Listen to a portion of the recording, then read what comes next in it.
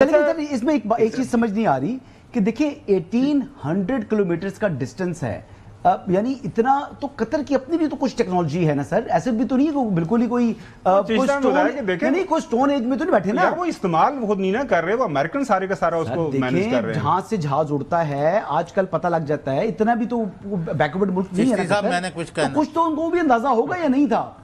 चौधरी साहब का भी कमेंट ले लें, फिर साथ ही इकट्ठा जवाब दीजिएगा। जी चौधरी साहब। नहीं, खालिद चिश्ती साहब बड़े माशाल्लाह आपकी नज़र है, you are an authority on the air force and other allied matters.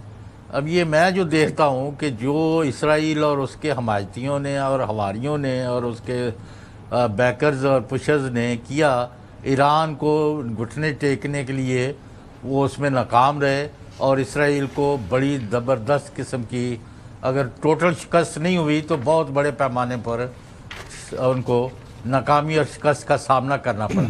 अब ये नेतन्याहू और इसराइल और उसके जो हमायती हैं, अब कभी यमन पर, कभी शाम पर, कभी लबनान पर, कभी हमास पर, कभी गज़ा की तबाही, ये करके कि नहीं ऐसी हमारी गुंडागर्दी वैसे ही कायम है, हम जिसको जब मर्जी का टारगेट कर सकें।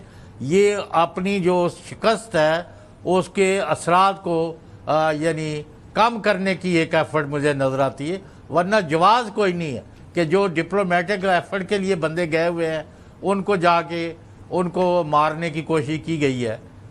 This is most ridiculous aspect of Israel से तो खैर की कभी कोई तवक्को रही नहीं है, जो अब भी उसकी हमायत या उसके बिल्कुल सही है। ये सवाल है हसन का कि क्या कतरी भी इतने बाखबर रहे, वो रिस्पॉन्ड नहीं कर सकते? बेखबर रहे जी, बेखबर रहे, इतने बेखबर रहे कि उनको समझ ही नहीं आई कि जहाज उड़े हैं, आए, उन्होंने हिट किया और ये भी नहीं पता था कि वो किस सिमत में वो उनकी जो है वो उड़ान है। जी हसन साहब आपका और चौधरी साहब का और गोमन साहब, आप तीनों के सवाल भी ठीक हैं, ऑब्जर्वेशन बिल्कुल ठीक है।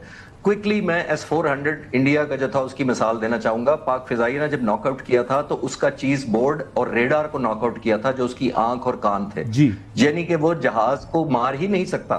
ये ज़हन में रखिएगा कि वो 17,000 किलोमीटर की स्पीड पर टारगेट जहाज की तरफ बढ़ता है, जब जहाज 1,000 किलोमीटर पर उसकी तरफ जा रहा होता है। जरा डाटा कंपेयर करें, इस स्पीड पर वो आता है। हमने जो प्राइम मिनिस्टर मोदी ने जो तस्वीर खिंचवाई थी वो मिसाइलों के साथ खिंचवाई थी। मिसाइल तो तब चलेगा अगर उसका रेडार बताएगा उसको। अब मैं रिलेट करता हूं जिस तरफ हसन साहब इशारा कर रहे थे और गुमन साहब ने भी कहा कि देखिए फाइटर जहाज, यूरो फाइटर होना, राफेल होना, वो टेक ऑफ कब करेगा? वो टेक ऑफ तब करेगा जब उसको कोई कहेगा कि वार्निंग है, थ्रेट है, मिसाइल आ रहा है या जहाज आ रहे हैं। और अदरवाइज तो जहाज खड़े रहेंगे जमीन पर जब तक आपको बताया करें। हिंदुस्तान ने क्यों हमसे सीज फायर किया था? 3 में से 2 नॉकआउट कर दिए थे, तो पूरा एक्सपोज हो गया था उनका एयर स्पेस जो था। तब उन्होंने कहा कि अब तो हम प्रोटेक्टेड ही नहीं है, ओपन टू स्काई हो चुके हैं।